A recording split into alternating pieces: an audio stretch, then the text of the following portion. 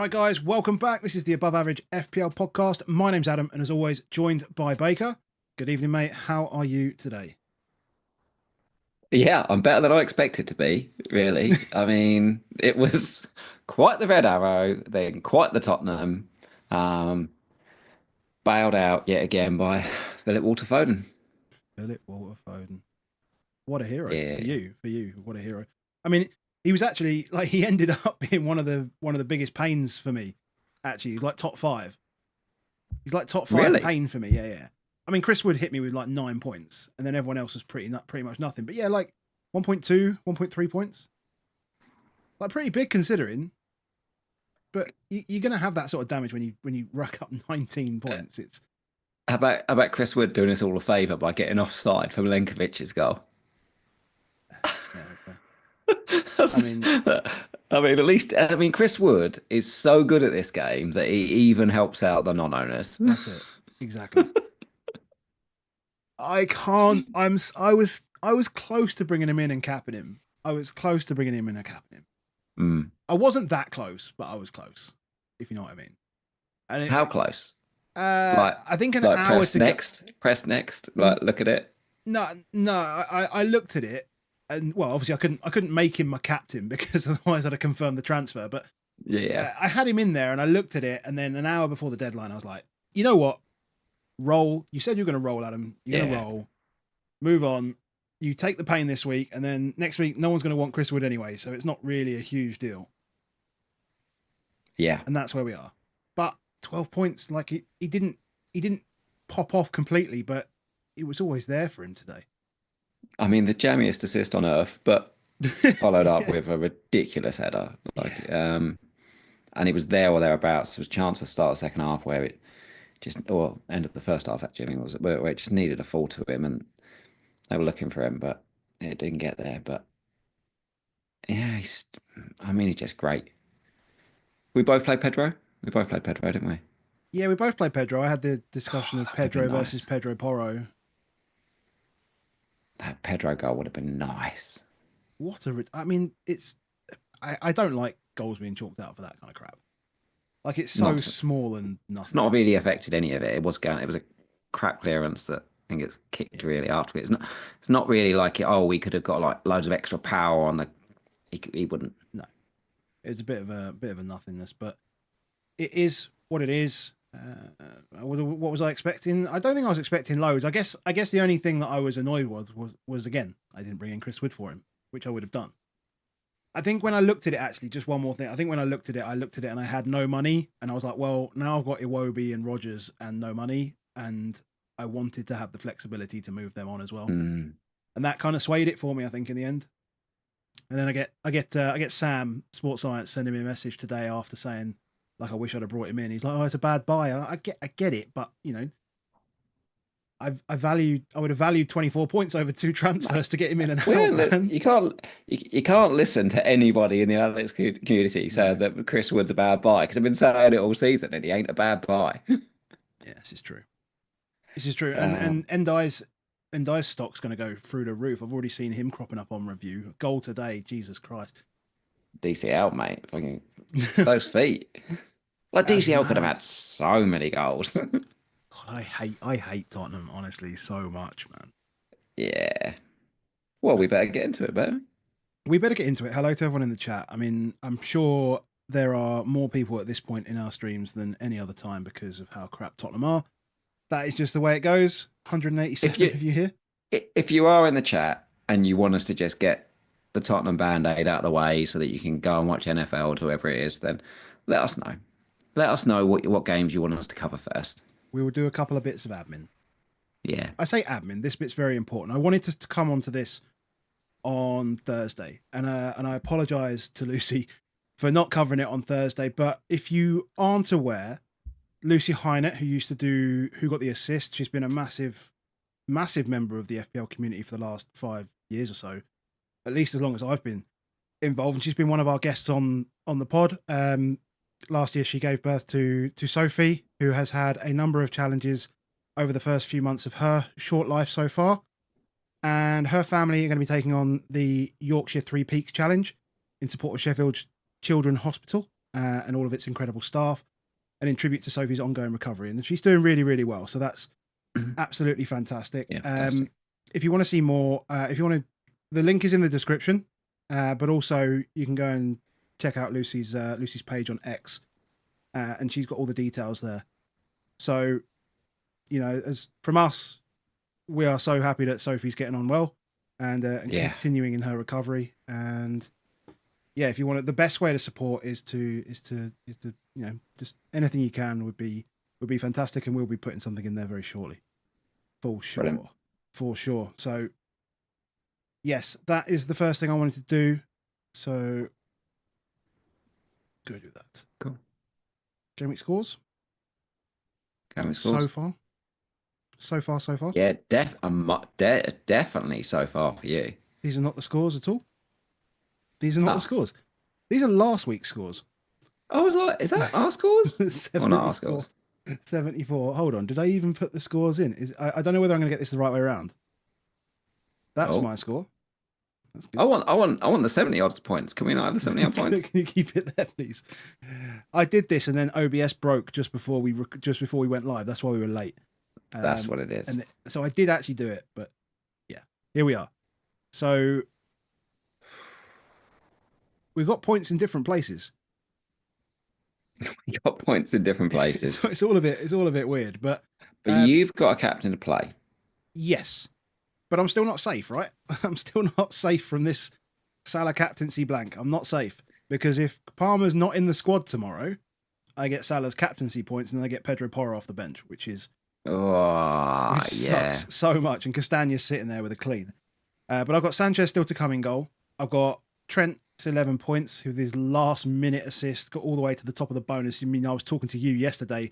He was dropping down that bonus as Brentford started to pressure him, and Alisson just kept picking up these stupid little saves as they got going. I got Gabriel 1 pointer, Hall with just 4 points out of nowhere. Luckiest 4 points you'll ever see, really. Palmer cap, as you say. Eze's assist for Mateta. Iwobi's 45 minutes. That was illness, I think. So I don't think I need to be overly concerned, but I think I'm benching him this week anyway, so it's not a big deal. Salah, 3 points. Mateta, hero of the week for me. 2 goals. Big JP. Big JP with the worst penalty you'll ever see. The worst penalty you'll ever see. Isak and João Pedro for 2 each, and then, let's say, Castagna on the bench. Porro and Rogers down there. So 43. So JP outscored Wood. Yes. Yeah, which is why I'm not really that fussed. Moral victory. Claim it. I'm not really that fussed. Because my strike force scored more than your strike force. That's kind of yeah, absolutely. Absolutely. So yeah, 43 points and Palmer cap and Sanchez to go tomorrow. Yeah. So Palmer turns up. I'm sure he'll turn up. Yeah, but nothing over the weekend, is there? Nothing I've seen from Chelsea at all over the weekend. No, not that I've heard. Not that I've heard. Very interesting. I checked Getty Images this morning to see the training, but they had training pics and presser, which means although they put them out, I think that means they were from Friday.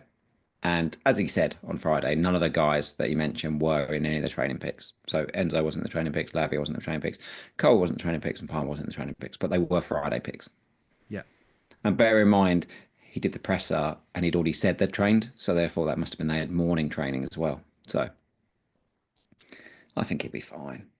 For me, bailed out massive by Phil Foden. That's pretty much. I'm on 53 points. He got 19 of them, and Wood got 12 of them. So yeah, I went into end of last night on about 20 points because I had Ryan and Gabriel's 1 pointers, Robinson's 8, which was nice. Gordon with a blank, 2 off the line, but that's what it is. Gordon and JP, like my JP, João Pedro, I feel like, God, I don't know how they got 2 points each when you've got a disallowed goal on 2 off the line, but offset, as I said, Mr. Foden and Isak. That's what it is. So yeah, I've got Palmer and I've got Colwill potential. I've got both, haven't I? Where I could have potential. So I could have Palmer. I could have Colwill. If either of those miss out, I get 1 pointers. Yeah. because I've got a Rodgers 1 pointer and a Rico Lewis 1 pointer. It's so weird when you have players on the bench, isn't it? Like, is and the sequencing of how they go is that I really want my bench players to not score points, even if I might get them off the bench. I still want them to not get the bench. So like Mikalenko was my third sub, and I was like, yes, we've wiped out the clean. I don't want him third on my bench with a clean. Like, even though at that point I didn't know if Rico Lewis would play, and there was a chance I might have him, but it's just what we are, isn't it? Makes us feel righteous about our Oh decision. mate, and I'm now fully focused on this team. This is the team for me. Mm. Forget that other team. This is the team that I need to Yes, focus because on. we only have this is the thing in it. I must admit, this morning, I've had an incredible run in FPL, like the best run of my entire life. And it was when I then had a red arrow yesterday. It This morning I was like listening to a couple of. I didn't want to really listen to anything FPL related. I listened to a couple of Spurs things, and it's sort of I realised actually how much I've not been listening to Tottenham stuff. Deliberately trying to, I don't know about you, but I avoid everything. I don't look at the table. So when like match of the day at the end of it, when they click the table, I'm off before the table's on. I'm like, Done. turn that off. I'm not looking at the table. I'm not. I'm steering clear of some really good Spurs content. Our good friends, the Extra Inch, and so forth. I'm struggling to listening to it, and you're like, God, how bad is it? It kind of dawned on me this morning how bad it is at Tottenham, where it's like I'm not. I'm in an avoidance state, and it felt like then we watched the game and we're in an avoidance. Yeah, Not just us, the it's team. yeah, and I get it's difficult because I feel like the Tottenham thing is going to be forever, right? That's the worst thing about it is it's going to be forever, and Yeah, the FPL thing, you feel like you can wipe your slate clean because all you need is a wild card and everything changes. exactly. Everything changes like wipe clean. So I can keep listening to the FPL stuff because I know in a few weeks it's important, it's relevant. But yeah, I Yeah, know what you yeah. mean, and I'm actually the same. I mean, I used to listen to a couple of Spurs bits of content, but I've just kind of dialed that back, and maybe I've listened to like two in the last 7 or 8 weeks. Just nothing. Yeah. Just don't want to hear it. I don't really want to hear it, and I don't want to see it. And actually, the more I can get away from it, I don't want it. I don't want them anywhere near my team in FPL. Like this I'm is saying you every week, like, how can I comfortably. sell Pedro Porro? I need to just get rid of him. And he's got Leicester next week, and I'm like, I have to sell him, but it's Leicester, and I This just don't know what to do. there's never been a season for me in FPL where I've had less Tottenham in my FPL Yeah, team that's ever. fair. Yeah. Not even close. You know what I mean? To how this would be. Um, it's a it's a terrible state of affairs. Right. Let's start talking about. Let's see if we can start talking about the games. First of all, what we're going to do is we're going to say if you do enjoy the content, please make sure you hit a like on Mm. this video, and if you want to see more from us, make sure you hit the subscribe button. We'd really appreciate it if you're listening back on podcasts. Drop in a comment, drop in a review. 5 stars would be really, really great. And thank you very much for listening. If you want to support us over on Patreon, you can do that at patreon.com/above average FPL. The QR code is on the screen. Whole bunch of games going on. As we say all the time, just reached over 100 people in the Discord now, which is just super cool as a little milestone. That's cool. The And community's fun. No? community's fun. Really The fun. games are good, and one of the guys in the So Rare chat, he's could win a few hundred quid this week. It would be nice. It'd be nice. We can celebrate that. But what we all need from that is we need a Cole Palmer hat trick, and I'm sure we can all agree we want that. Even Surely, us, surely. Tottenham fans I now. tried. I Remember, tried. remember last week when you were like all happy that Chelsea had lost and stuff. Now you're like, I want the clean, I want the Palmer hat trick. I don't care. I want everything. I want all the points. I want Sam to win Yeah. all the money. That's what I want. We do also have the wonderful Never Say Die Beat Baker competition. So all you have to do for this is be in our Discord league, and in the month of January, if you've beaten Baker and he doesn't keep getting lucky Phil Foden hauls, then you might finish above him and then get into a draw, be in the UK, and you can win a bottle of the Never Say Die bourbon, who are fantastically supporting us until the end of the season. So thank you very much to those Yes. guys. NeverSayDieBourbon.com. Shout out to them. And yeah, that's all on that front. Shall we Band-Aid? Band-Aid, is that what people want? Well, I don't know. I mean, I am looking at the chat, not looking at the chat. Let's have a look. Hold on. Let's do one game first. Let's do one game. Let's do one other game first. Is Let's it- do is our it- fun games first. Why don't you do Mateta first? You can do for Mateta. I'll do Foden, then we do Yeah, okay, Spurs. fine. Agreed. We can have some. We can, this it's like the oh, I can't remember what it's called now. I think it was like a Mary Gober course that I did when I was younger. It's like you have to deliver good news, bad news, good news. So I get my good news, you get your good news, and then we do the bad stuff, and then we go back Yeah, to yeah, good yeah. stuff. Apart from it's the other way around for everybody else because nobody owns Mateta, nobody owns Foden, and Yeah, they're all here to watch us slate Tottenham. this is true, and we will do. Do not worry about that. Um, so yeah, I mean, what can I say about this game? The game was pretty poor in a lot of ways. I guess I expected Palace to create more, but everything went through this man on the screen. Everything Yeah, went through Mateta. Like if you watch Match of the Day, it was literally like he was in every single shot. Did you see in the first half? It was Mateta every single shot shot. straight to Thomas Tuchel. Second half, that was it. That was it. Yeah, everything, And like everything everything. through him. I'm convinced if Eze was still on the pitch, he still takes the pen. He's so good at the pens. He's got such a eh, cool style of how he takes them. Is I just Oh, think he will take Mateta. pens. Yeah, Oh mate, I would never want him to take a pen again after that. It was but so cool. I It's the know worst it's a penalty I've ever terrible seen. pen. I know, but I still think he takes them. I don't know. He backs himself, and it Of looks course he bad does. because he takes that sort of casual sort of run up of just I'm going to push it in, um, and he messes with it. You know what I mean? I mean it is a terrible pen, but he probably just thought, well, Fabianski can't get down anyway. Probably. Probably. Um, But everything was about Mateta. It's really putting me off all the rest of it because I've got no Palace, and I keep looking at it as I think obviously. SARS had a price drop now, but I think there's always a risk, isn't there? When you've got players that are midfielders that don't have free routes to points, it's very easy for them to blank. Do you know what I mean? As much as Ahmad got a hat trick in midweek, like he blanks today when he was probably the best player I saw from them, but Bruno's got the 3 points, so he just knocks in the pen and gets a double digit. Do you know what I mean? yeah. And Eze obviously gets the assist, but like he's also just got so many. Like anyone who's got free routes to points, it's easy for it's easy for players like Saar to go on a run of blanks. You know what I mean? Without those free Because he's routes. either involved or he's not. It's kind of Yeah. And I guess what we're also seeing is that as Mateta really gets back that sort of big dog energy that he does have about him, and Nketiah's now an option to come on for Sar. He's an option to come on. He come on for Eze in this one. yeah. Like you've got some guy that like so it all points to he's the one. I mean, I don't know if you saw, but well, you would have seen. You absolutely would have seen. But you know the goal Yeah.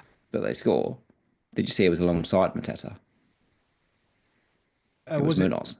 Was it? Yeah. I did see that. Yeah. So that I mean that in itself was interesting because actually what you're seeing is that Sar's starting to tuck in a bit more and Munoz is just taking his place out there on the right. Um, it's still a case of doesn't really play out in the stats for Munoz this week, and because Munoz is being used as almost a high weapon, he's almost got no chance in the bonus, has he?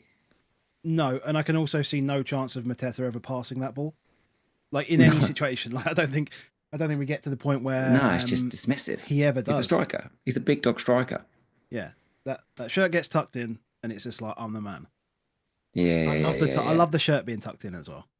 I do like the shirt being tucked in. It's so cool. Um, yeah, he's the asset. You called it, mate. You called it like 4 weeks ago. You were like, "Well, it doesn't. He's not been great, but he's starting to work hard now. He's starting to work He's hard." And I doing remember last year when he started to work hard, the goals came after, and now it's kind of just flowing. And that's what 4 in 3 games.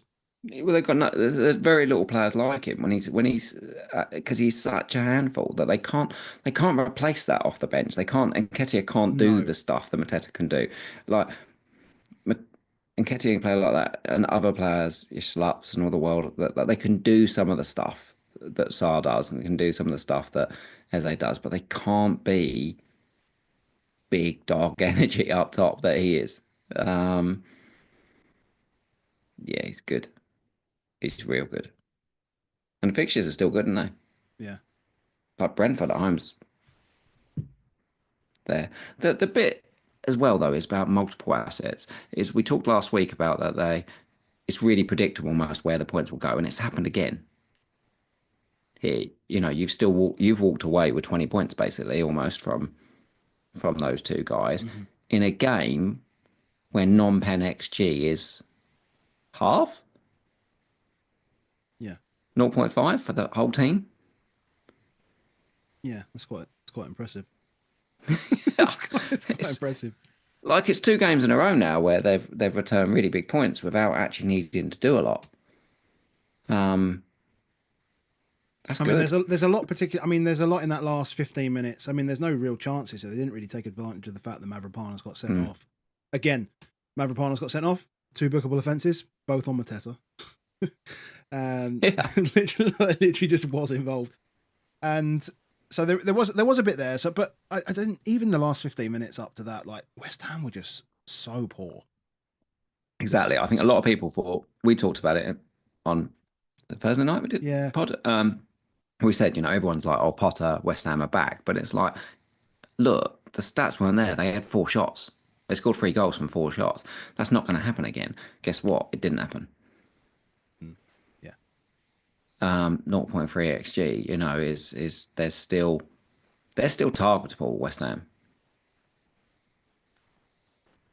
I definitely look at it and think to myself, right, I've got players up against West Ham. So Villa next week is an interesting one because I think a lot of people, I'm assuming you're going to bring Rodgers off the bench and put Iwobi on it Yes. but it's definitely one I'm looking at with Rodgers and like kind of want him against West Ham. Yeah. Yeah, That's all I've got for this game, mate. I think that's all that's we've all you got. need. So we've got just shout out to Roberto. He's still drinking from his above average mug. Well, bear in mind you sent us a picture at breakfast, mate. It's like been 10 hours, so I hope you've replaced whatever was in there with something fresh. Otherwise, that is probably the Maybe it's tea coldest in the cup of morning, coffee. whiskey in the evening. Maybe it is. Maybe it is. Let's take some of that. Maybe it is. I still didn't change this. Oh, I tell you again, this is the same thing. This is the same thing because it froze. Oh, OBS broke just before, so we're a OBS little bit late broke. going Hold on. on a second. Well, you're going to have to do Tottenham then. No, we don't have to do Tottenham because We can avoid them. Oh, damn it. we can chuck him in there because I still did. I might have to chuck. I might have to change Phil around. There he is. Wee. Boy, moving. People get to the magic in action. Yeah, there you go. Right. So just full disclosure, I switched off the TV after Spurs and I did not watch this game. I had absolutely zero clout in this game. You sent me a message saying, "How can I sell him?" I was like, "I don't know who you're talking about, mate. Who are you talking about?" Actually, you did say it. I was like, oh, I what's was going just on? like, Like, "Who, mate?" I've gone to. I'd literally just arrived at picking up the little one from Yeah. gymnastics. I was like, "I'm not watching the football, mate. Who?" And then I was like, "Oh yeah, Foden. It must be because he scored. Oh, goal and Actually, assist." As I messaged it, he had a goal. Oh, right, okay. By the time you replied, he had an assist. And then about 3 minutes later, when he's got another goal. Yeah. Yeah. I mean, we've talked recently about Ipswich stinking it up, but they just got Jaspered. jaspered, mate. They got fully jaspered. They're moving. And I think a big part of the moving is probably that Nunes at right back situation. Mateus Nunes at right back is, do you know what? It's weird. He's staying down the right. He's not He's not inverting. inverting. I'm not trying to cover my centre midfield by putting a right back into midfield. I'm just having him go down the right channel. Do you know what that means? My midfielders have to do midfield stuff, and my right winger can come off the right wing and he can go in the middle of the box because I've got a very competent guy on the right side who can play in midfield, can pass the ball about, can retain ball, can do some stuff. And actually, if he loses it, all he's got to do is go straight back down the right. What it is meaning is Vardiol's not getting 7 shots a game Yeah. because it's all running down that right hand side. You're your tricky winger, your 1v1 wingers on the left. So it's Doku today. It's been something, before, but it's just, I'm going to play a tricky wing on the left. I'm going to have my right back go in. Foden doesn't have to worry. He doesn't have to think. Foden and De Bruyne do not have to think about the wing play at all because wingers down that side, Nunes down that side, we can just float around. Um, and they are. And what was continually happening is almost like De Bruyne is almost like left centre. Foden goes into centre, and actually Haaland goes to right centre, Yeah. which therefore means Foden is there and has the chance for because the ball's not going to come from Nunes, is it? Because he's not going to cross from out there. It's actually going to come from the left. So the ball now has to get past Foden to get to Haaland. For which he will often not allow. Not allow, just score. He'll just score instead. Which then means, yeah. So when I brought Foden in, did I have any of those things in my mind that might happen? Absolutely not. Can take no claim for the 15 and 19 points that I thought what he'll do is he'll put a right back that stays all down the right back so that he ends up going basically centre forward. None of that was in my brain. I was just like Foden. 48 points in 4 game weeks you've had. Yeah, it's pretty That's pretty big. That's hit pretty well. Yeah, that's pretty well. It's tough to get off him when you know that this is the system we're now playing. I think Jan in chat saying it's interesting because Marmoush is going to come in and that might change things a little bit. So it might be a good time so it might be a good time to come off and then you just try and work out what's going to happen before their fixtures flip again. Yeah, I mean, I am coming off Foden. 29. Just to be clear, so anyone's thinking about buying, I am definitely coming off him. The question I have to work through in my brain is, do I give him 23 or not? The home to Chelsea. Because I don't think Chelsea are particularly good defensively, and I really like the matchup for him home to Chelsea. I don't want to if I can sell him, but he's not an easy man to afford, is he? That's the reason why no teams have him. You have to give up something else. So everyone might go, oh yeah, Baker's smashing it with Foden in it. I haven't got Trent. Yeah. Because I can't afford Trent because I've got Foden. Like he's causing me a problem here that I haven't got it. So did I miss out on Trent's 11 points? Yes. Did I miss out on Trent's 15? Yeah, I missed out on those bits. So as much as it's like I got those, I didn't get those. And there's other good mids.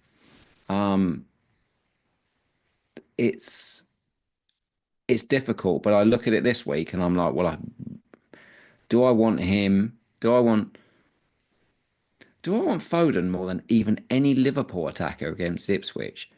I probably do because of the fact of how many minutes are they likely to get? We watched this and Foden only just got to 60 minutes, come off on 62. But can I afford to go about Trent if I know Trent's starting against Ipswich when you've just watched this? Yeah, that's absolutely tough. Not. That is tough. Absolutely not. So I will likely either sell him this week or I'll sell him next. But the good part about this week is that the Liverpool game is 1:30 kickoff, or 1:30 deadline, sorry, for a 3 o'clock kickoff. So we should get something. Yeah. Yeah. Don't buy him, people. I know everyone's on there looking at it and stuff, but you have to sacrifice something to get him in your team. And I think the focus needs to be on the double. Of course the double in front of you needs to be the priority. And of course it does. As I said, their fixtures turn post 29. Post this one. But even this one though, like 24, Arsenal away, 25, Newcastle at home, 26, Liverpool at home, 27, Tottenham away, 28, Forest away. I mean, well, maybe it's okay. They got Tottenham in there. Yeah. Tottenham's fine, but everyone else is tough. And Newcastle at home, I think might be all right too. I think yesterday probably has changed a few opinions on that more than anything. Yeah. I thought. I mean, we'll talk about it, but I thought they were going to be better. Let's do them then. Let's go. No, them because we need to go Spurs. Put them back one. Put them back one. Let's go Newcastle. Put them back one. Just keeping people around. I like your style. I like your style. Cliver, should we be? Is he 5.6? 5.7 now? Probably. He's on pens.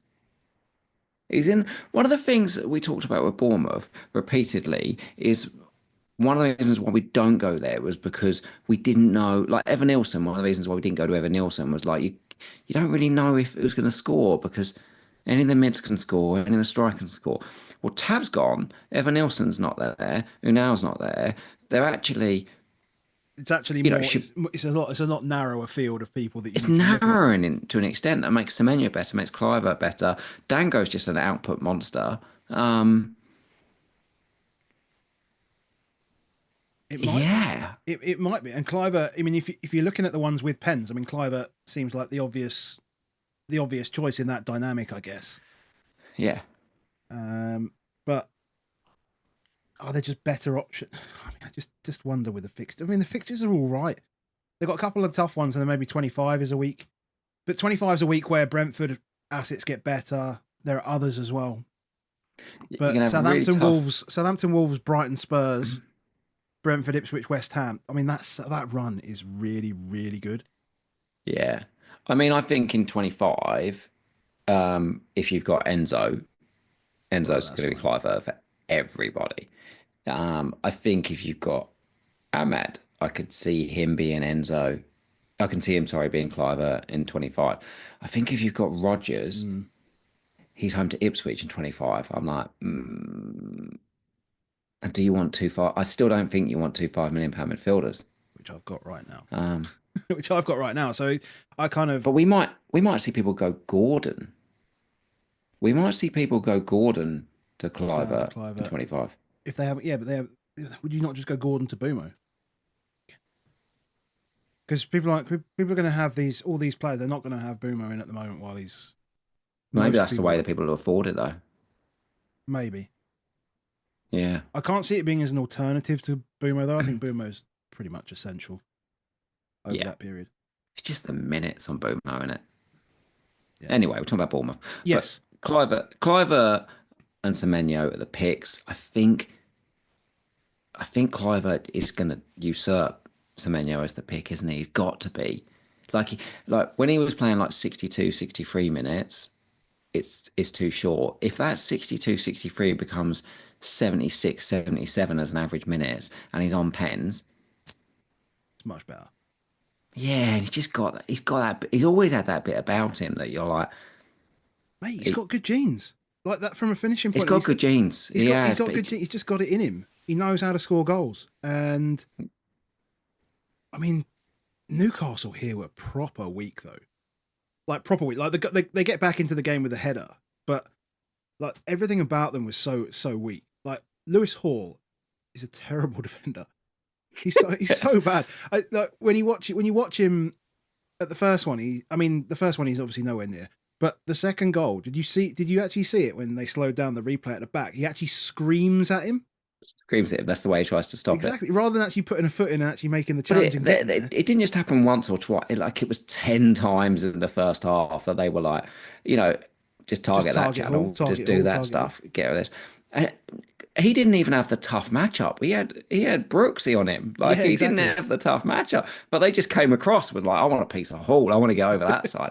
Like I thought there was no at half time. I thought there's no chance. I at least thought to myself, who doesn't own Lewis Hall, well, at least he's not going to get to 60. At least he's coming off at half time and it'll be 3 points and I'll be able to walk away with just taking the 3 points. And then he comes wanting out because obviously Botman doesn't make it. But I was like, this plays into what we've always thought that if they were all fit and fit and fit and there was tough matchup, one-on-one matchups, you'd play Botman and Share and you put Burn back at left back in the tough games. But in the games when they are expected to smash, you play Lewis Hall. Yeah. So therefore, I think it doesn't weaken Lewis Hall as an asset at all. But you don't want him as your third defender. You want a fourth option for him. Like you should be looking if you've got Lewis Hall now. I've got a I fourth think a option. lot It's Pedro Porro. exactly perfect. Um, Aye, uh, aye, aye. but I think a lot of people are thinking of selling Lewis Hall. And I think this will sort of like lead into people saying they should sell Lewis Hall and do this stuff with it. I still think Lewis Hall is just look. a defender that takes corners. I was chatting with Zoff about this on Saturday, and I was like, look, he can't be any like he couldn't have played any worse. And he's like, yeah, but defender that takes corners is gold. And I'm like, yeah, Yeah, yeah, absolutely right, Zoff. It is. isn't it? Yeah. The others that we talk about every week. There's a certain Trent Alexander-Arnold we talk about every week. Similar, similar, just similar in his involvement in a game. Just and from a defensive point of view, weak, and from an attacking point of view, all over it. And he was, Yeah, exactly. he They was. don't need to be a good defender to be a good pick. Do No, you know what I of mean? course not. No. I mean, Yes. Gordon was probably the pick of the bunch for Newcastle. As you said, he had a couple cleared off the line. He had 3 shots. Did try and make a lot Yeah, of they things just happen. didn't. Because he started out left, but then he was like, you know what, this is not working for me. So he kept shoveling in right to try and get involved, and he was definitely more involved centrally. I guess that Yeah. was to give sort of Hall the space to get round, which was kind of cool. But like Murphy had basically no involvement. Isak had 1 shot and then got squeezed out the rest of the game. Didn't really do Isak much. decided he didn't want to. He did that thing that he's done many, many times, which is like, I don't want to be the centre forward. I'll go and play around a bit more. But how ridiculous was it that Isak took the fucking free? Like, Isak took the free kick. What was he doing? Taking that, like it's almost like, nah, I'm not playing for the team here. I'm just here. Like, bear in mind, that was at 2-1. When he took that free kick, it was at 2-1. Mm, A 30-yard free kick when you've got Kieran Trippier on the pitch. yeah, That was, I would be fuming if I was a Newcastle fan that he took that free kick. That was just, I want the record. I want to score another game in a row. And you were like, mate, just let the best person take the free kick. But yeah, they got done. They will get done occasionally, Newcastle. They've had a really, really good run, but we've talked ad nauseum that they play on high momentum, they play on high energy, they play 1v1 duels all the time.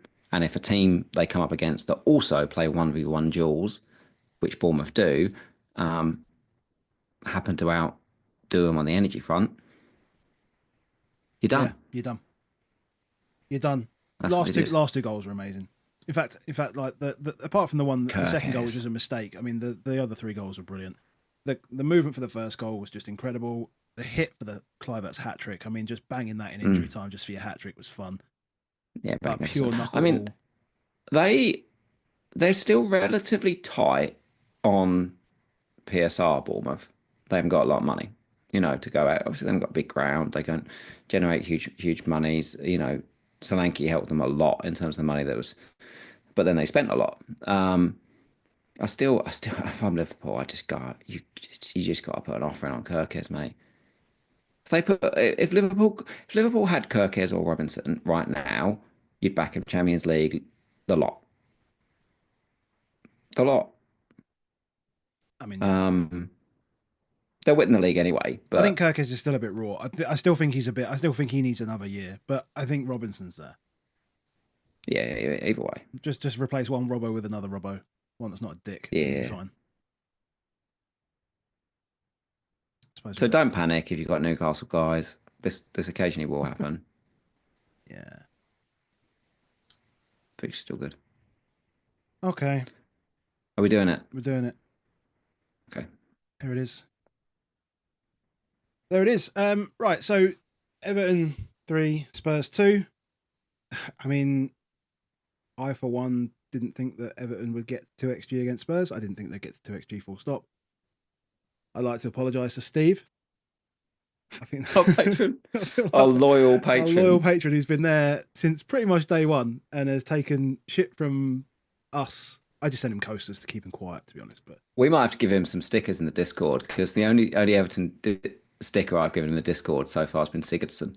So I might have to allow him to do some yeah. most. So yeah, Steve, I apologise for what I said on Thursday and just constantly digging out my Everton. I God. still think Mikalenko's crap though, so I'm not going back on that one. But yeah, how you feeling? Ange out? Is it? Do I need to do it? I need to Get it get rid of done. him, don't I? Get it done. It needs to go. Right now. It needs to go. Right now. I cannot go any longer. Oh. She's down. He's gone. She's down. She's down. And Mr. Gone. Gone. Do you He's feel gone better? from the wall. Do you feel better I about feel that? better. Yeah, I do, yeah. Good. He's gone from the wall. Good. I can't. I came in, put my old little green Chris, lights on, and was like, Chris Woodstock's put White Hart A&E. Yeah, it does feel. It does feel like. It does feel like we are in an emergency right now. I just gotta go. I just gotta go. I need a new picture. We need a new picture. Anyone? Doesn't matter. Doesn't matter. Change of shape, sort of. Weird change of shape. I think everyone looked at the lineup and just went, in possession will be like 4-4-2 type or 4-3-3 as normal. I thought everyone just thought, oh, it would be normal. Because Archie Gray will just move into his natural position. That would be wonderful. And we can just see how he does there. Have you heard his response as to why he played free at the back? No?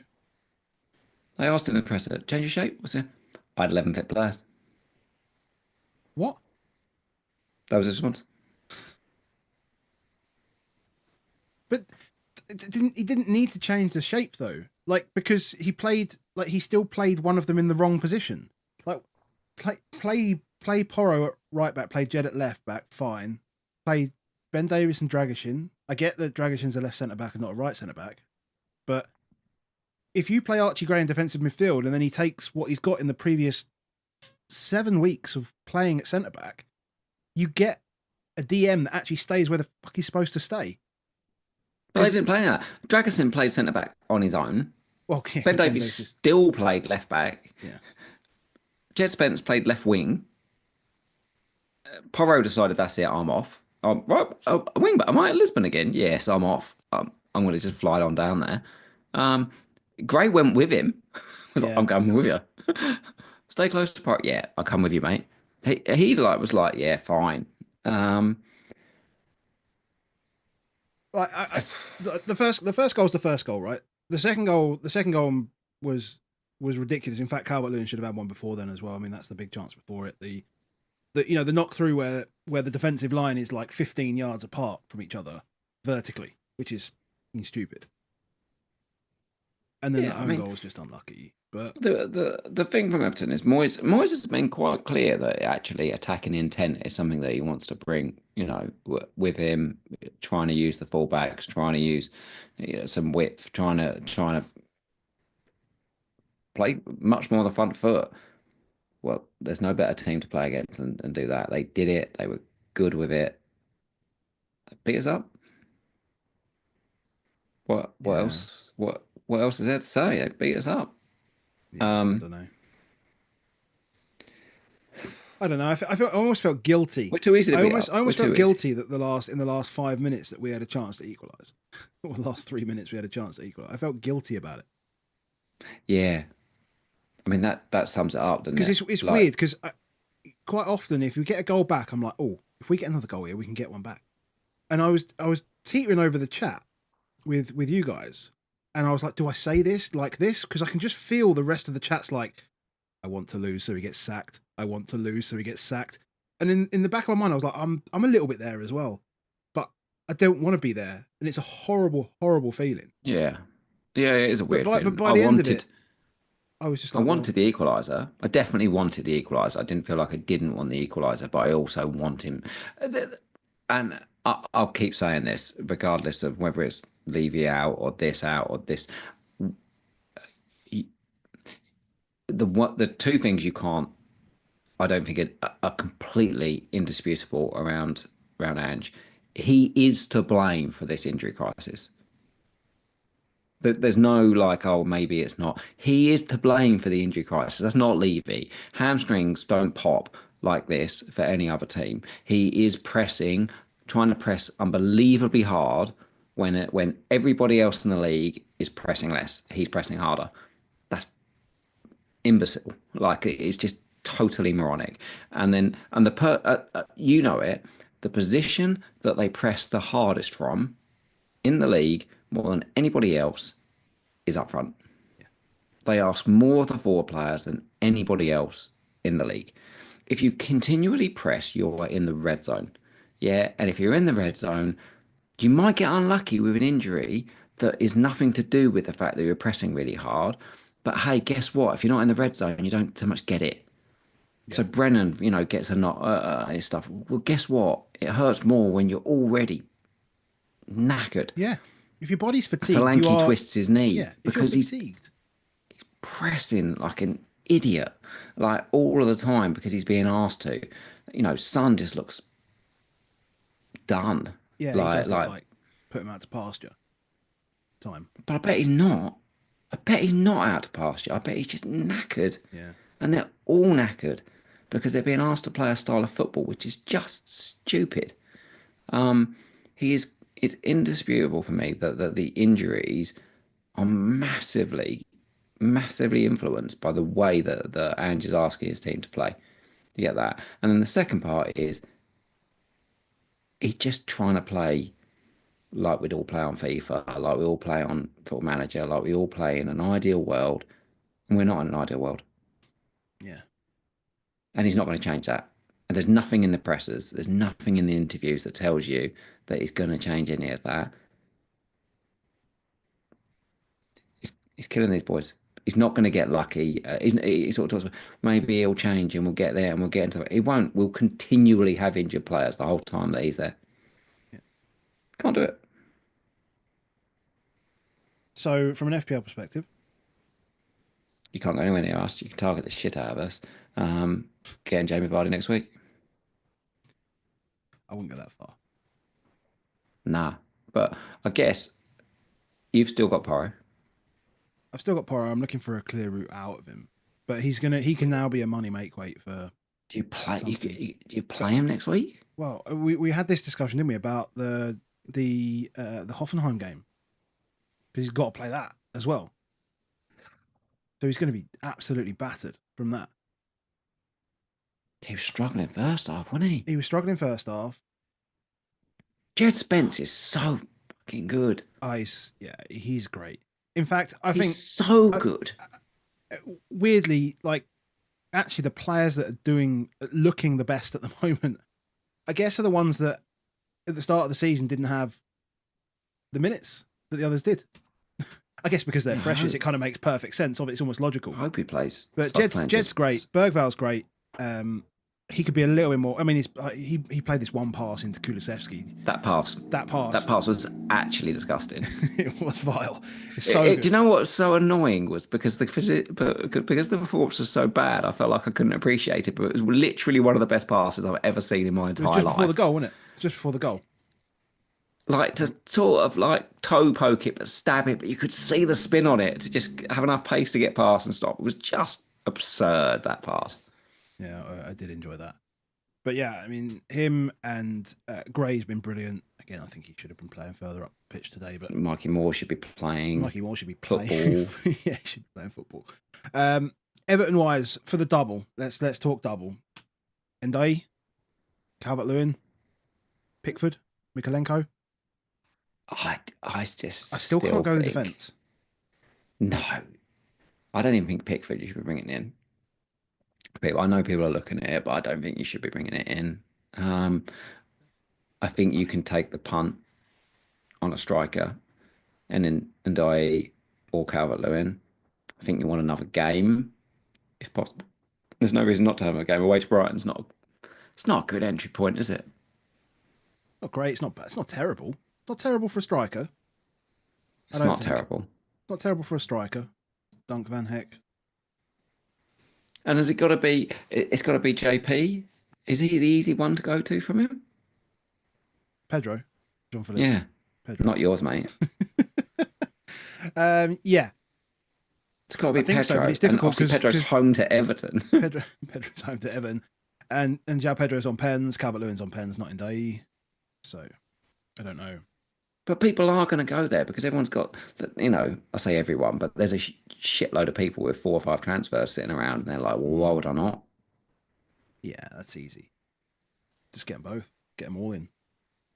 Once you've tripled up on Liverpool, just get them in. Because I think even their fixtures, so Everton's fixtures aren't terrible going out the back of it. So Palace could be tough, could be okay. United at home, I mean, seems okay. But they're Brent, easily benchable in 25 because, as I said, because you've either got Rodgers or yeah, you've yeah, got yeah, yeah, Cliver yeah, yeah, or, yeah. even like Ahmad's away to Tottenham. So you play him, Yeah, over yeah, at yeah. Everton. So whoever your £5 million midfielder is, he's going to be better than this, in terms of an option out the back of it. So yeah, so Ndiaye or Calvert-Lewin? I mean, you hate Calvert-Lewin, so you must be a Yeah, I'd Ndiaye probably just favourite. go and die, but Calvert-Lewin's going to be the one. He's been the one that's generating the bet, like the higher volume of chances for sure. I know the goal was quality. I mean, like you just couldn't touch his The feet. feet of the goal, but just in general, the ball just kept finding his way, but maybe it just always finds this way when it's playing against the Tottenham. But then the chance straight after when it hits his knee and it goes 45-degree angle right, you go, oh, there's Dominic. He's back.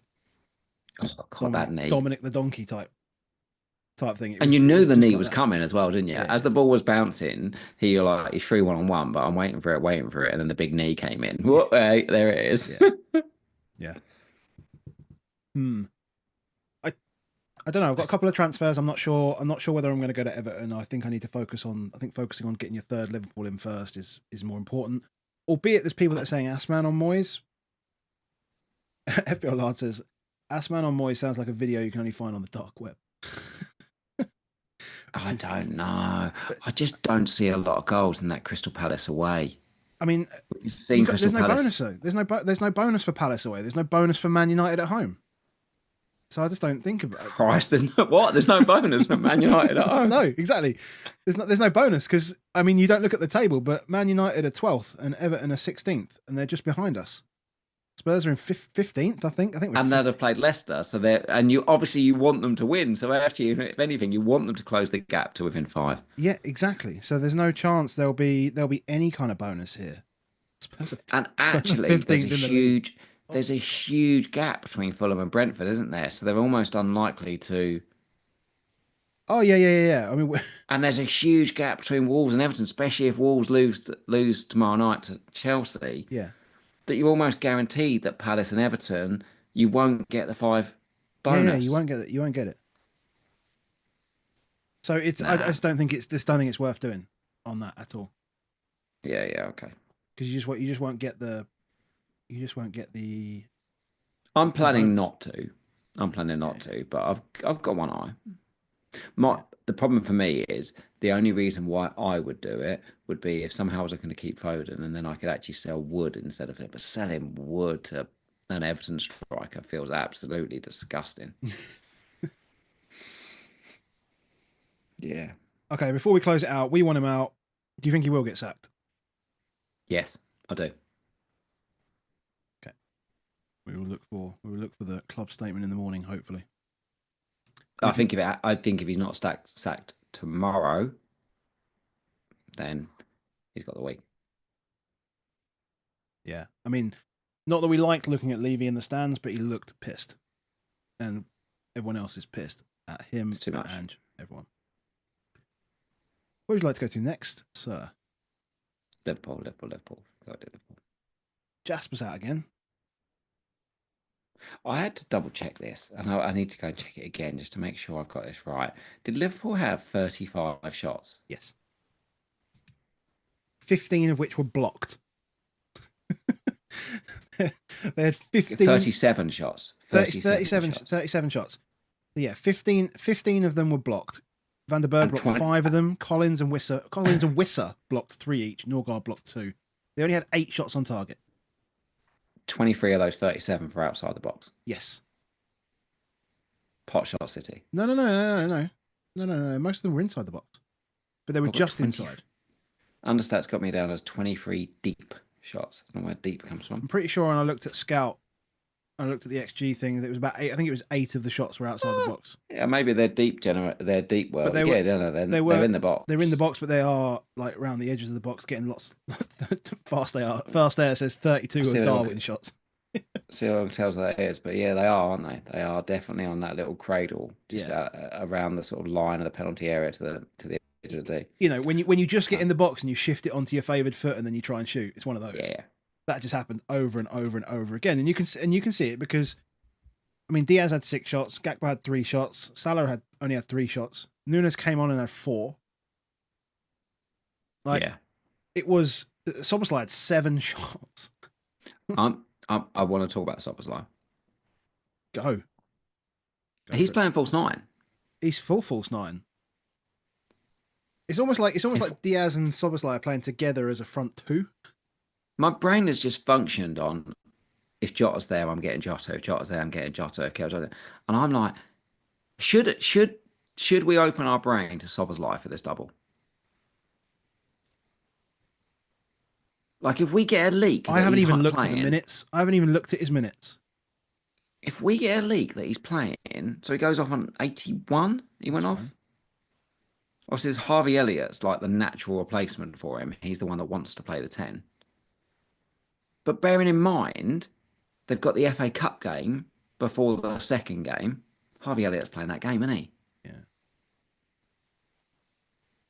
If Harvey Elliott, especially, like if you don't go on him this, but I'm eyeing up Szoboszlai suddenly a little bit more. Like Szoboszlai and McAllister is actually nailed on for minutes. He's only started. I mean, did he have was he suspended or did he have an injury? Because he didn't play against West Ham. Szoboszlai got his 5th booking. He missed it because he got his 5th booking. 5th, but he missed 2 games. He missed 19 against West Ham and he missed 20 against United. And he missed, and he was basically a sub against Leicester in 18. Only got 12 minutes. But he's only started the last 2 games, so he is a bit. I mean, all season he's been a bit sort of like he started the season as a 90-minute man, and then it just got a bit weird. He had illness. Champions League came round, rotation, all sorts of things. So maybe.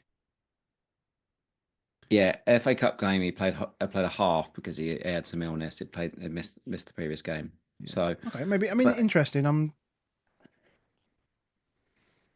But if we got the leak, because we'll get the leak, we'll get the team before deadline.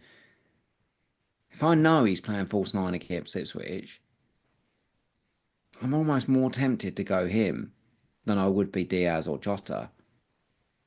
Especially if Jota, we don't know and stuff. But if Jota's not starting, for example, and say Diaz is start, say it's Diaz and Szoboszlai start, I'm like, maybe Szoboszlai is the one. Interesting. No own. No. 1.5%. 1.5%. Shout out to Chintan dropping the 200 rupees. Good man. Thank you very much. He says good night, boys. He's the best. He's the best. We love him.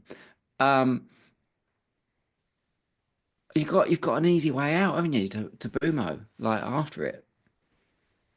6.3. 6.3. It's just no money.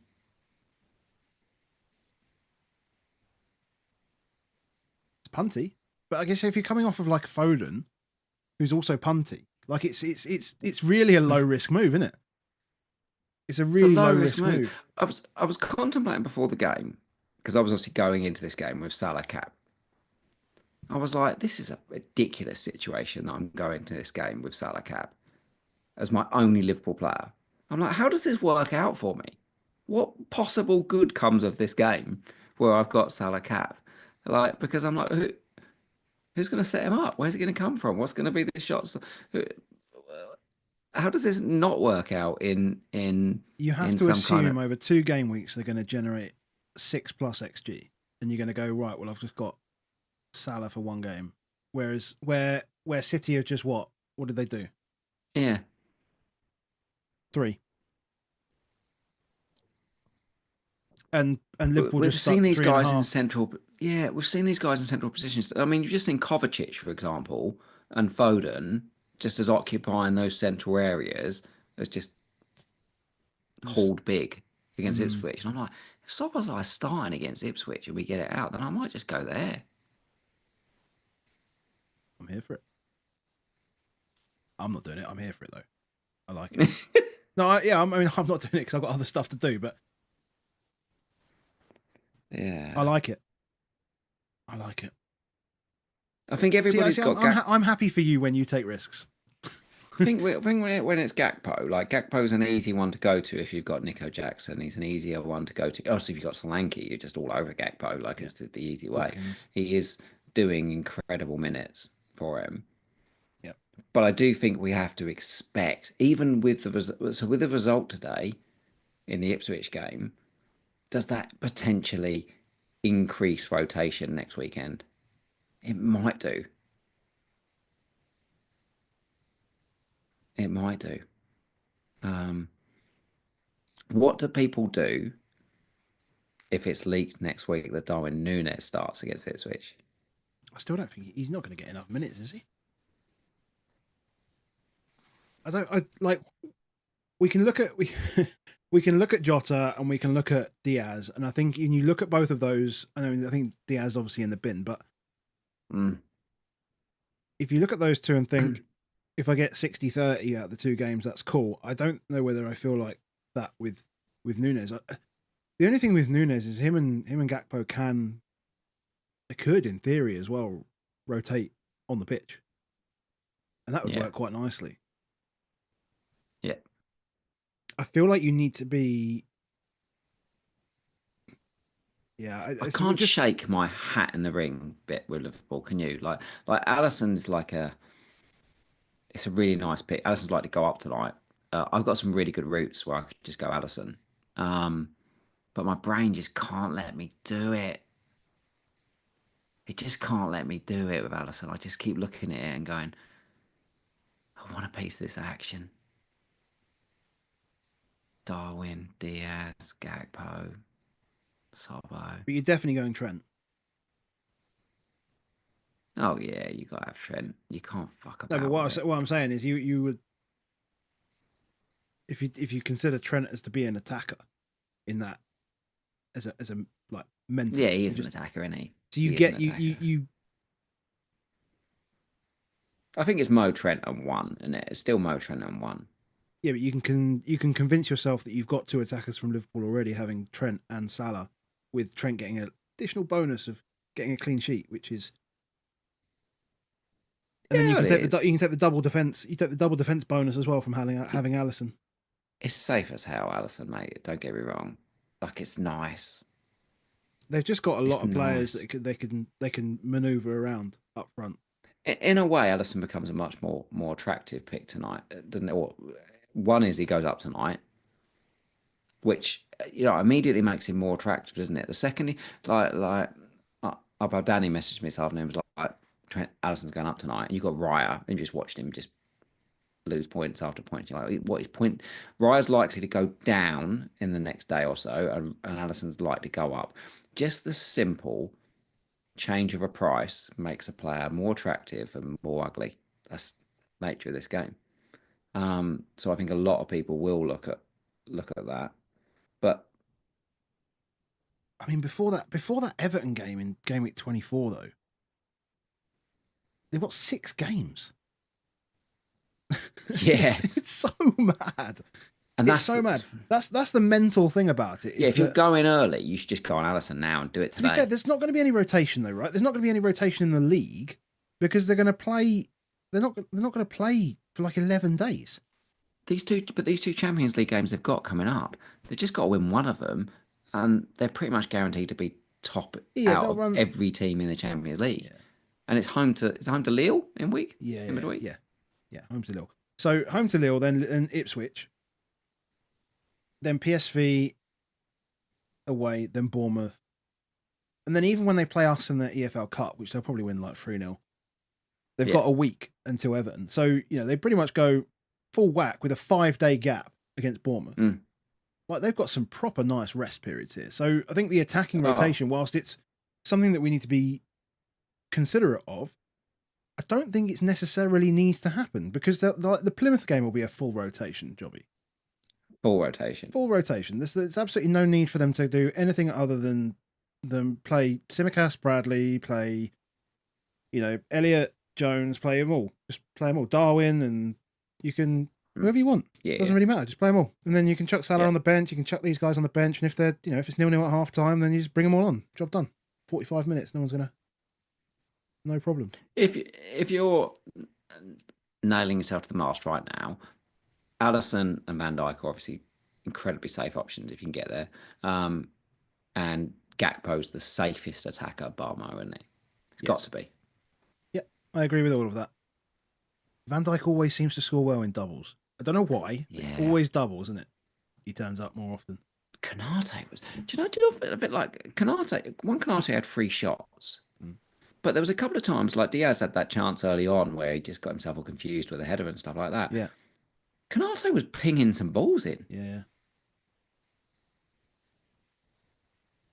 I'd probably still, if I could afford it, go Van Dijk over Kanate. But I do wonder if Kanate still. He's like you get if you haven't got all of them in, and you get jittery when the double comes around. I still think Kanate is like a really easy option for somebody to go to from say Anthony Robinson, others. You've not got triple captain. I do not. With all of that, the Darwin back and stuff like that. So therefore, it's like, well, it's all a bit up in the air. Does that make you feel stronger about maybe assistant manager on him? I don't think so. I still think I mean, with it being a new chip, I'm almost like I want to see a few people play it and see what happens because I don't think I'm going to lose out massively. I don't think you lose out hugely between playing it 24 versus playing it across one of the game weeks in the 30s. I can't see that. Like, yes, it may score a few less points, but I can't see it being a huge swing because what might happen is you might get the best out of slot, which is maybe like 7 goals and 2 clean sheets across 4 games, or 8 goals and 2 clean sheets across 4 games, and you don't get any bonus from it, and then you get one guy you get one team that gets their bonus in a 2-0 win, and it's like all the points all the points are there. So yeah, where's your head at then for your third? For my third, Liverpool, probably Alisson, because my keepers are crap. I've got Sanchez. Keepers are crap, but the other thing is, none of us hate most of our players, do we? No, we haven't got many players that we hate in our team. And at the moment, even the ones that I don't necessarily hate, I know they need to move soon. They're easy to move, and I don't have the money to get up to Liverpool guys. That's the beauty of Alisson, isn't it? Yeah, exactly. That is another thing about where you're looking at weird budgets. Do you know what I mean? Of like, oh, I need to now spend more on Gakpo. I can get to Gakpo. I can get to Gakpo if I lose Jean-Philippe. You think I'm losing Jean-Philippe? No chance. Absolutely not. No way. No chance. Yeah, he is definitely a convenient pick, Alisson, and it's a good pick, I think. Yeah. I mean, I'm not going to go against anyone that's. I'm not going to go against. I wouldn't go against anybody that wants to hit slot for the ass man. If anyone wants to slot the ass man in, game week 24. It's a good week. It's a good week. I'm sure it'll be a good week. Good week. And then you obviously shift him off in 26 when they play City. Is that when they play him? Yep. Yeah. So you just go to whoever the hell you want there. Yeah. Could be like a Leicester. Go rude against Brentford at home. Where we go now? I guess we've got to fly through the rest of them. Leicester, Fulham, Villa, Arsenal. We've got United and we've got Forest. We've still got 4 games, mate. We've been going an hour and 10 minutes. Forest super quick because we didn't see any of it really, other than goals and highlights. I mean, I only saw the Hudson-Odoi goal. I didn't see anything else. You didn't want to see? I did. No, this is one I didn't really want to see. I was just happy that the clean sheet got wiped out, and I heard about the offside for Chris Wood for the Milenkovic goal, which you've mentioned earlier on. Yeah. So Chris Wood scores a ridiculous header, like it's miles out, but it's like full textbook, big neck. I love him. Get the pace into it, bounce off the ground. I still love him. I still love him as a player. Yeah, perfect. Yeah, proper. What you'd love more was he picks the ball up 30 yards out, puts it wide to the guy, and says, "Give that back to me." Put that back into me. So good. So I'm just getting like full Shearer vibes, just like out. Yeah. Out. It's almost like as he sends it, he says, as he sends it, 1-2, like he sent it 30, 1-2. Put it back in it. Yeah, I'll have that. Yeah. Have that. Go on, lad. Yeah. Exactly. Bednarek, I mean, the wipeout. It looked real close and offside. I haven't seen how the lines been and that stuff, but it's a shot that just hits him effectively. I don't know. Maybe he did try and do it, but he just sort of got in the way of it and he deflects it past Sells. It's an awful way to wipe a goal out, a clean sheet out, but we take it. But then Chris Wood Um, misses one from 2 yards out. One of these is a Chris Wood 2 yard out miss, isn't it? yeah, After a Dominguez they're shot. big. Like in terms of the size of some of these, there's some chunky old things, but they're sort of scrambles. Do you know what I mean? In terms of where they're at, it's not game's done effectively, and then it's not done. Yeah, You know, all they game come back state. at the end, have a chance. So I mean, yeah, they are. I mean, their XG performance is just unbelievable. The XG over performance is unbelievable. yeah. It's just absolutely insane. I mean, look, half time they go in at 3-0 in a game that's had like half an XG between them. They go in at 3-0 at half time. Yeah. Let's Doesn't just happen. remind ourselves, and just to hate to go back to this. So Everton go in 3-0, and there's 2 XG in the game, and they've got 1.75 of it. Forest 0.25. They're efficiency monsters. Hudson-Odoi never scores anything above 0.1 XG anyway, so I wouldn't expect anything else from him. Elliot Anderson banger. Yeah, is what it is. Wood scores. Why Woods is so low is because headed chances by themselves have lower XG. A headed chance from about 15 yards out is incredibly low. Yeah. So it seems like it's not, it just seems like it's a headed goal going there. But a headed chance from that far out, it's rare. Yeah, I mean, there's only a handful of strikers. I can't think of any midfielders that would ever score goals like that. But there's only a handful of strikers, I would say, in my memory that could head the ball from that kind of distance. And I always go back to Shearer, and I always think of like Drogba's probably one that would have done it, and Kane is probably one. And then I'm like, well, there's not. I mean, Lewandowski would be one, but nobody else really. They're just like there aren't that kind of strike. They just don't exist. They're all just. I mean, Chris Wood exists. That's the beauty now. Chris Wood exists. That's the story. Chris Wood exists. That is the story. So in terms of that though, so they've got now Bournemouth, Brighton, Fulham, Newcastle, Arsenal, City, leading up to 29. Let me ask you a question. Bench one. Chris Wood at Bournemouth. João Pedro home to Everton. Morgan Rogers home to West Ham. Not Rogers. Bench Chris Wood away at Bournemouth. Yeah. Or João Pedro at home to Everton. I would probably bench João Pedro. Just. Yeah, it's tough, isn't it? I would probably bench João Pedro just. I don't think it's far away, but the last. I mean, you take recency bias if you want. You call it recency bias if you want, but just like the last 6 weeks, like Chris Wood is just a machine right now, and he doesn't need huge chances to score goals, and he does score. You can't bench him. He does score from all sorts of places. His runs are fantastic. He's getting into good positions where he's able to score from. I feel like João Pedro. Even the goal that was disallowed today, it was a bit of a scramble, bit of a bounce around. It kind of fell for him. And the last few times, I feel like it's kind of had to fall for him. He's had that big dog. We talked about the big dog mentality that, he's chasing it down. Yeah. So when it bounces and it's in the right area, he'll pounce. Chris Wood doesn't need that. Chris Wood just needs the ball in the right position and he will execute. That's it. He's the much better striker. Right. He's playing Pedro v. Rogers. Yeah. Oh, then Rogers. Rogers against West Ham for sure. Probably is where I am. So, well, let's segue then to Arsenal Villa. Cool. Because Rogers got no shots in this game and spent most of it trying to be angry. He was so angry all the time. Yeah, I mean, obviously the result's fantastic. We enjoy that.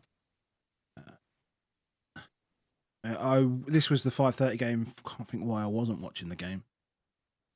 I was watching the game. There was a reason why I wasn't watching the game. Probably should have double fucking Arsenal defence. Yeah. But when Arsenal go 2-0 up in a game, that's the part where I can be like, I'm now all in on I'm now all in on double Arsenal defence clean sheet. I'm all in now because you're 2-0 Yeah, up, so yeah. you're going to win at that point. But realistically, like first half, I think in general, what you realise is they don't have to commit Arsenal as many men forward in attack when they've got Bukayo Saka. Bukayo Saka is able to do fantastic things, whether it's either taking the man on, taking the ball, progressing the ball, bringing the ball inside, using all the stuff. Like everything goes through him. It all goes down the right hand side. They don't have to commit huge numbers. It's all good. What we're definitely seeing from Arsenal is in order to get to a position where they are able to create chances, they have to commit a huge number more people to it, and they have to use both sides. Like the left-hand side for a long time has just been a passenger for Arsenal, whereas actually everything that good came about was once Trossard got down that left. I mean, the crosses for both the goals that are scored, like that's like to hit a low cross like that, sort of a bouncy type cross and stuff, and he meant it where he was aiming Mm. to, and to get the man. It's pretty incredible technique. Like but it's something they don't normally have to do. They don't need a low cross on the left to get themselves their goals. They don't need to move the ball a lot round on both sides of the pitch and commit a lot of people. But because they continually had to do that in the first half, what what was almost happening time and time again was Watkins almost got through. He almost got through because when they're committing loads, then if you turn it around the other side, they're not set. Yeah, You've told me many, many, many times that Arsenal, when they're set, that's the one thing you don't ever want. it's horrific. It's It's horrific. it's horrific because the football stinks up, and then you just know that the opposing team don't have a chance of getting through. Yeah, We saw it in midweek. Spurs yeah, had fast breaks and then slowed it down. Arsenal get 10 men behind the ball, and it's like, well, that was fucking pointless. And yeah, it's the same happens here. It's the same happens here, and say Villa get Villa get beyond that a couple of times, and like the Watkins goals, brilliant. brilliant. I But love it. it almost happened in that first half.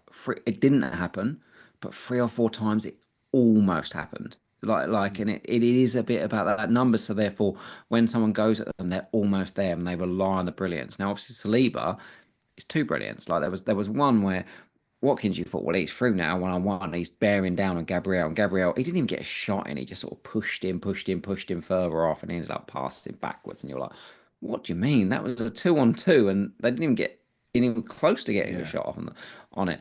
So as much as it looks like we're seeing this continually, where we're like, well, Arsenal conceded, but they only conceded zero point 0.5 xg, but they almost concede many, many, many times, and then what actually happens is at some point it breaks, and yeah, that's why this defense isn't like it was last time, where it's like not only is it we're not conceding, we're not giving you the opportunity to even try and create to it. Whereas this one, it was like it doesn't surprise me they conceded 2 goals from 1 xg, because when it eventually happened, it was gonna break them. It's a problem. I mean, Arteta was saying about, well, Rice had to play six, and you're like, what?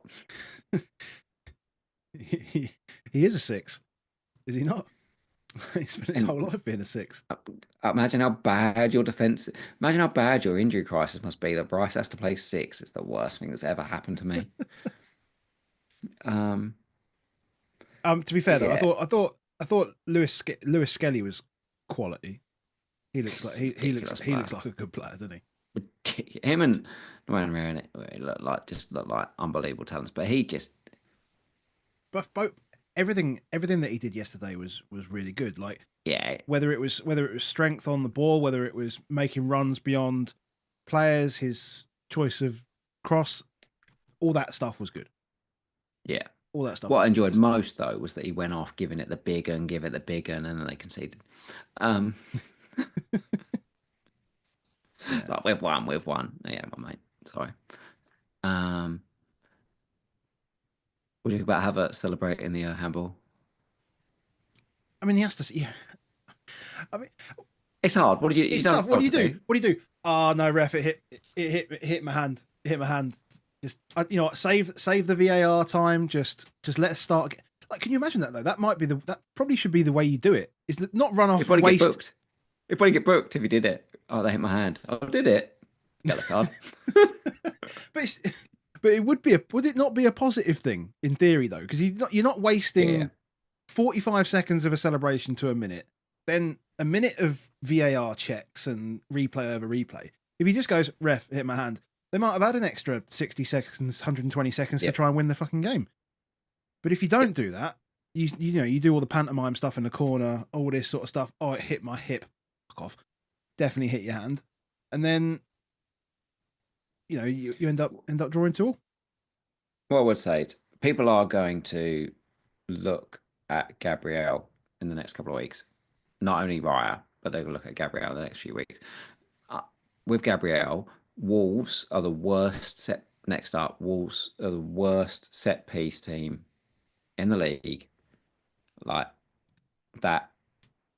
That's not. You're saying he's an That's not outside the captaincy players. option?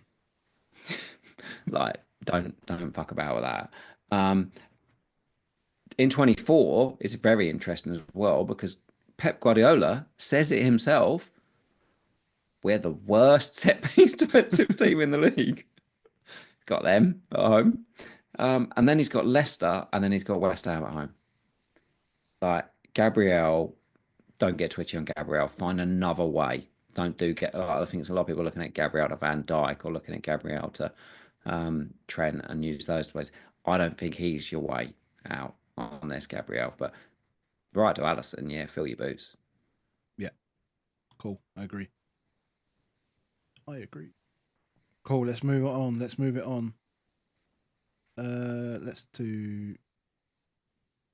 just touch on Leicester versus Fulham quickly. There's not much to talk about in this game, really. Leicester were pretty crap. But again, at home, I mean, they started off okay, but it's similar to the other week. Is they started off okay and they had some chances, and if they score one of them, maybe the whole game is completely different. But they didn't, and they don't. And then eventually they will definitely, no matter how bright they are, they'll definitely end up just capitulating. And they did. Yeah, quite straightforward. They're just a really good team, Fulham. You can't keep saying it anymore, but they're bloody good. Like Fulham will fancy their chances home to Man United next week, won't they? Yeah, yeah. And that Newcastle away in 24 will become very interesting after Bournemouth have gone out there and done a number on Newcastle. I don't think it's a slam dunk for Newcastle, that 24 game home to Fulham. It's a good game. It's good. It's definitely good. But Fulham are there. They're looking for Europa. They want in. I don't think the assets have really changed. I mean, this is the first time we've seen Smith Rowe up here for quite a while. I mean, could he keep going? Of course he could, but I still think Jimenez was relatively a passenger. Yeah. In this. For all that's a good fixture. But like for the first 45 minutes, the entire 22 players on the pitch look pretty much. It's true. Like passengers. So in a game where you expect Jimenez to get 70, then Muniz to come in, type thing. Yeah, it's difficult if almost over half of his time, like the whole game's dead. Yeah, it's a very, very good point. Then the first half is bad, then Jimenez is stuffed. Yeah, exactly. That's how I used to feel like when I like Diaz. I would be like, God, if he hasn't scored at half time, and that's me done. Yeah, like it's a bit like that with those limited minute players. There was a weird stat on Salah. Did you know he'd only scored 2 of his 21 goals in the first half? It doesn't surprise me at all. Like everyone talks about the fact that he wakes up in 70 minutes, but geez, I saw that over the weekend. That was mental. Yeah, it's the epitome of why minutes is important. Yeah, true. True. Anthony's good, whether they're home, whether they're away, whether they clean, whether they're not. He's just bloody good. Just always as an involved asset in everything. Always involved. Tries to score 2 or 3 times a game. Tries to assist 2 or 3 times a game. Occasionally cleans. Yeah. When we talked about like defenders that don't have set plays, like he's just always involved. Like I find him very different to say Munoz. Like I know Munoz has obviously got the fixtures and stuff, but you're like he's always around Munoz, but not necessarily. But he touches the ball so much. He had the captain's armband as well. That he's just always in the game for bonus and could occasionally return and do all the stuff. He's just a great asset. Yeah. Then we've got United Brighton. This is the last one, I think. Newcastle Yeah. Bournemouth done. Brentford Liverpool done. West Ham Palace done, obviously. I watched a bit. I would say I watched a bit of Brighton United because obviously it's the same time as the Tottenham game. So it was, but I had one on the telly, one on the iPad, and I had this game on the iPad. It looks like this is a very odd Brentford, a very Brentford game. Everything seems very Brentford in this game. But it looked literally it's just 4 big steps and 4 goals. Yes, lots of poor quality football spattered by some big chances. Yeah. Like literally, like Brighton have had. This is like a bit like the West Ham game, isn't it? The other week is Brighton have had basically. four good quality shots in the game and scored 3 of them. Yeah, and but they were big chances, and technically they had 5 big shots in the game and scored 4 of them, but one of them was disallowed. Yeah.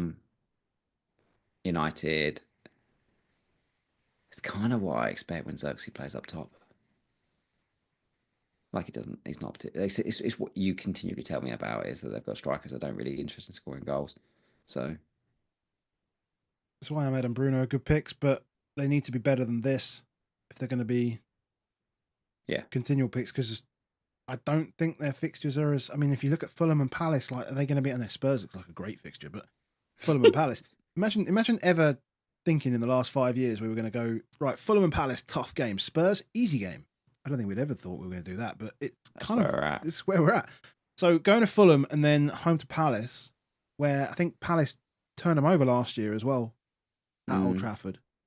It's so difficult picking players from a team when their manager did it again in the press conferences. This is the worst Man United team our fans have ever had to part with. Did he actually say that? Innit? Yeah, did it again. Yeah. It's not the first time. It did it again. This is the worst Man United team. I've never seen it. Have you ever seen that from a manager ever in a presser? Other than maybe, was it Scott Parker did it for Fulham a couple of years ago when he was just like, can you remember when they were basically saying he was going down? He's like, our team's not very good, basically, is what he said after about 3 weeks. When he was doing and they were doing the dry your eyes, mate, voice. That was a fucking wonderful team. That was absolutely wonderful times on Twitter. But that's the only time I can think of when Parker did that, and then they sacked him about 3 weeks later. They were like, you can't talk about us like that, and I think they survived.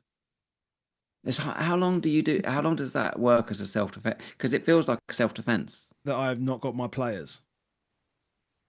Well, then just get Gyökeres in and get whoever else. Get like 4 or 5 people in and just do it. But they can't, because they are literally on the money on PSR. They are dead on PSR. They've got nothing to spend.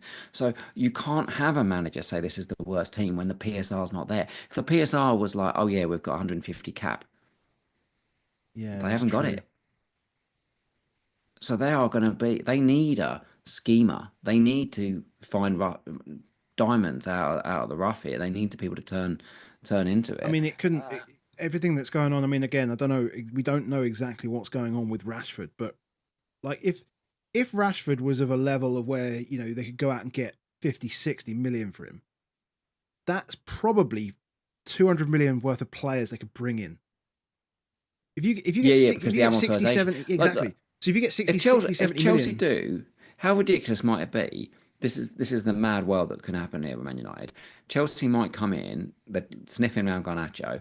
Chelsea might come in with 60 million on Garnacho, which Chelsea can afford because they've amortised the shit out of all their players.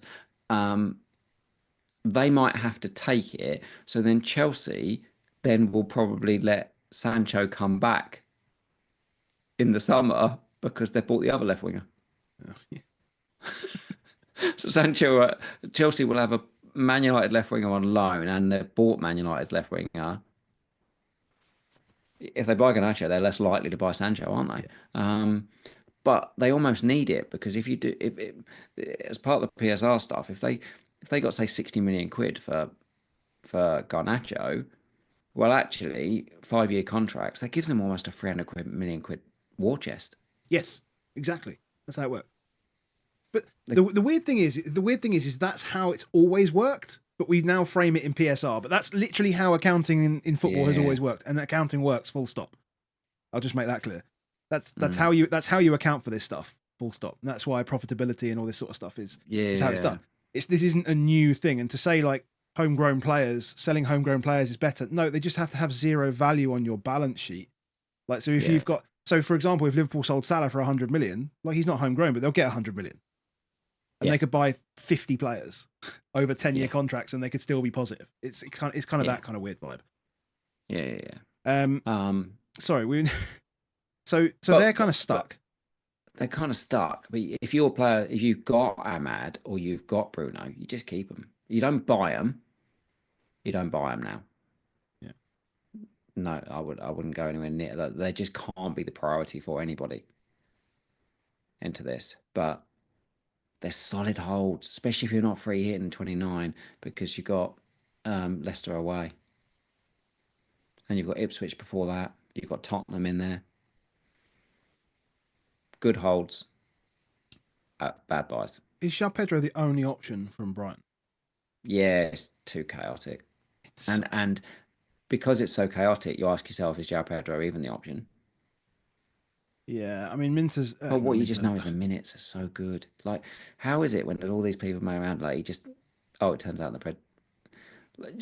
Like, you used to see messages or tweets that would say, oh, João Pedro starts, João Pedro. You don't even see it anymore. Everyone's just like, oh, yeah, he's starting again. Of course he is. Yeah. He's the boy. Yeah, he came on in game week 11, and since then he started every game. Yeah. Yeah, just starts every game. Incredibly important on pens. If it scored today, nobody's even considering bringing him out of DCL, but he didn't. So DCL, let's go, baby. That's where we are. That's where we are. That's where we are. So we're done. We're done. Except I said we were going to give away a mug.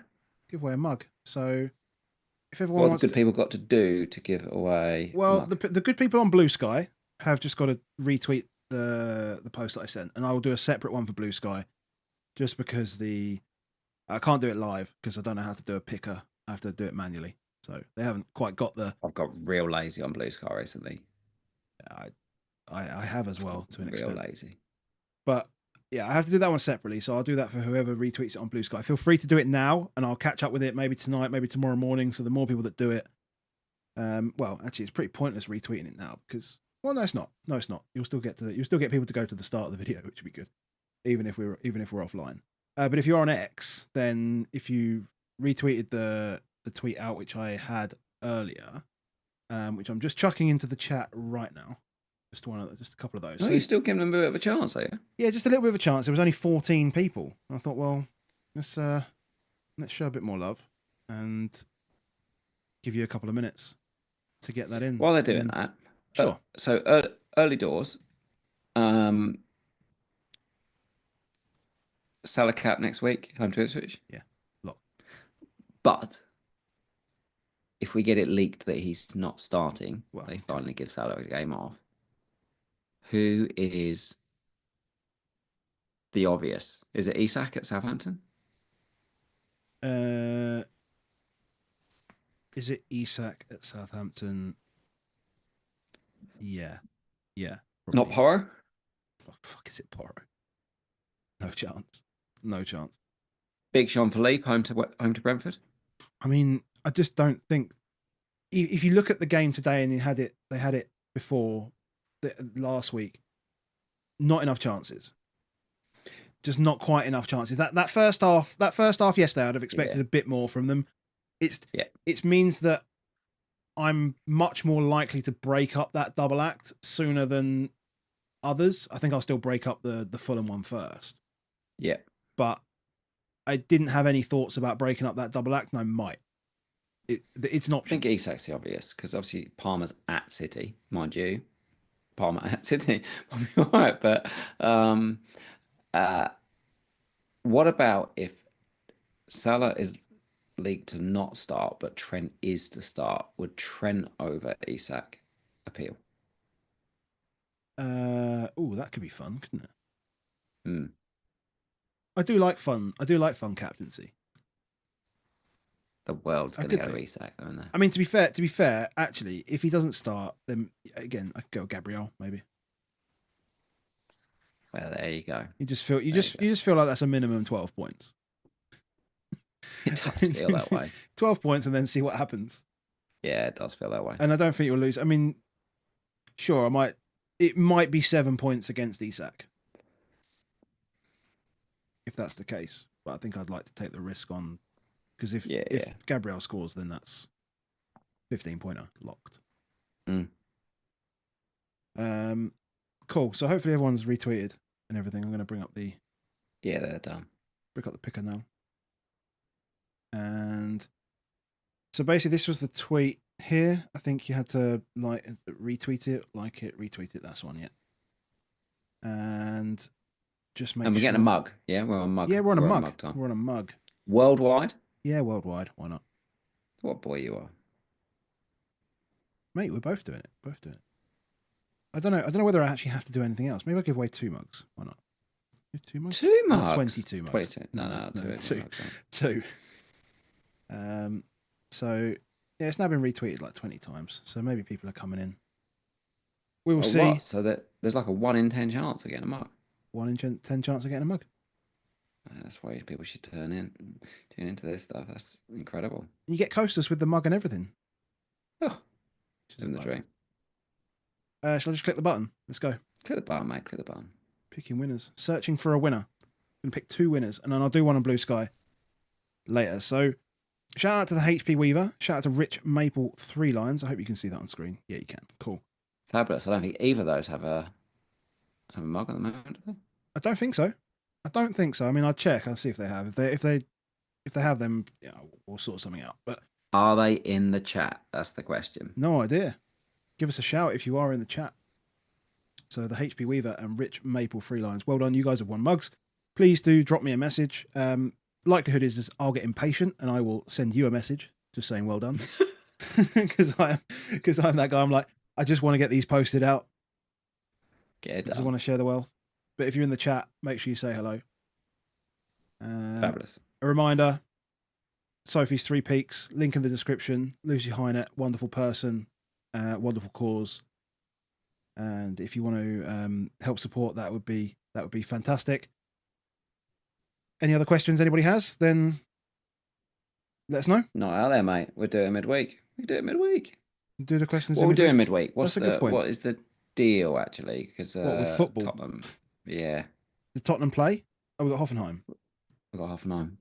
Do you want to watch Tottenham again in the near future? Yes, we might have a new manager by then. Possibly. Is it early though?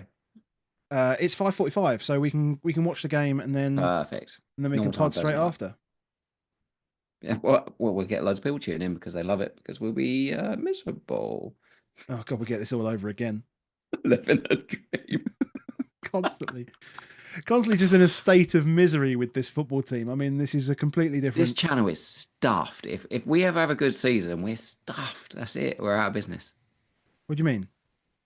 Oh, what? Because no one watches for good stuff. No. Oh my God! If everyone had to turn up to watch Tottenham win every week, they'd be like, "No, I'm not turning into that." No chance, mate. Pleasure as always. If you've got this far and you haven't liked the video, then it'd be great if you did that. And if you want to see more from us, make sure you subscribe. I promise I'm going to stop asking for subscribers once we hit 10k. I'm going to make that promise because we make that promise. We make that promise. If you get 10k feels like all our videos will be shorter because we won't be asking for it anymore.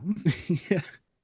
We'll just be giving away. Well, we'd still just give away more stuff. But yeah, let us know in the comments how you got on this week. Let us know what you've got. If you're watching this before the Chelsea game, let us know what you've got left to come for game week 22.